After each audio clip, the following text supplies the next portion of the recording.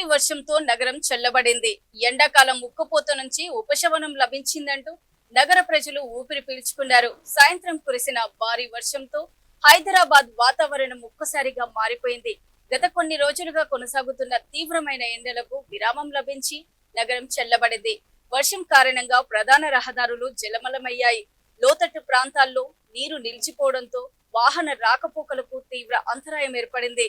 పలుచోట్ల ట్రాఫిక్ స్తంభించడంతో ఆఫీసుల నుంచి ఇంటికి వెళ్లే ప్రయాణికులు గంటల తరబడి ఇబ్బందులు ఎదుర్కొన్నారు. అయితే ఈ వర్షంతో నగర ఉష్ణోగ్రతలు గణనీయంగా తగ్గి ప్రజలు చల్లని వాతావరణాన్ని ఆస్వాదించారు. ఎండాకాలం నుంచి వానాకాలం ప్రారంభమైందనే సంకేతాలు కనిపిస్తున్నాయని వాతావరణ నిపుణులు పేర్కొంటున్నారు.